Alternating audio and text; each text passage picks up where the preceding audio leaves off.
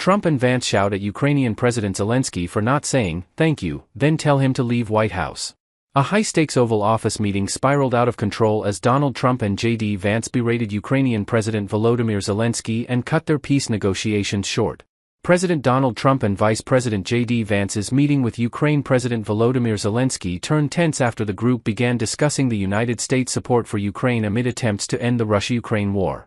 During Zelenskyy's high-stakes visit to the White House on Friday, February 28, his first since Trump and Vance took office in January, the U.S. planned to sign a natural resources agreement with Ukraine and make progress on negotiating a peace deal.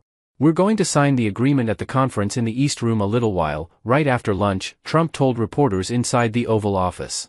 "It's somewhat of an exciting moment, but the really exciting moment is when they stop the shooting and we end up with the deal.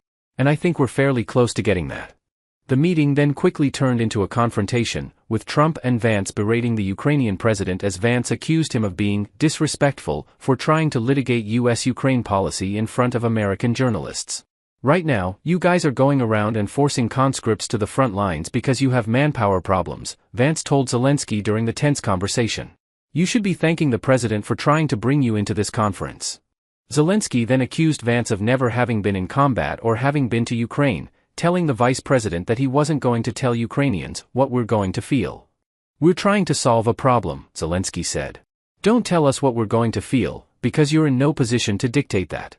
At another point during the meeting, Trump brought up World War III and accused Zelensky of gambling with the lives of millions of people. "You're gambling with World War III, and what you're doing is very disrespectful to the country, this country that's backed you far more than a lot of people say they should have," Trump added. Elsewhere during the conversation, Trump accused Zelensky of becoming too close to former President Joe Biden during his and Vice President Kamala Harris's respective presidential campaigns. "We gave you, through this stupid president, $350 billion, Trump told Zelensky, referring to Biden. "We gave you military equipment. Your men are brave, but they had to use our military equipment. If you didn't have our military equipment, this war would have been over in 2 weeks." In the midst of the tense exchange, a pool reporter overheard a White House staffer whisper to a colleague, saying, "This is going to be big." When Trump eventually cooled off, he remarked to reporters in the room that his outburst would make for great television. He then sent media out of the room and the world leaders spoke behind closed doors. The presidents planned to hold a joint press conference after their private negotiations, but when Zelenskyy's motorcade pulled up to the White House early, it was revealed that the press conference had been called off. Soon after Zelenskyy's visit abruptly ended without the leaders signing the natural resources deal, according to Semaphore White House correspondent Shelby Talcott. Trump shared a statement to Truth Social. "We had a very meaningful meeting in the White House today," he wrote. "Much was learned that could never be understood without conversation under such fire and pressure. It's amazing what comes out through emotion, and I have determined that President Zelensky is not ready for peace if America is involved, because he feels our involvement gives him a big advantage in negotiations," the president continued. "I don't want advantage, I want peace." He disrespected the United States of America in its cherished Oval Office. He can come back when he is ready for peace.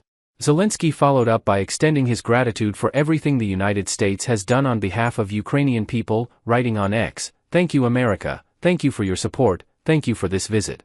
Thank you POTUS, Congress, and the American people. Ukraine needs just and lasting peace, and we are working exactly for that."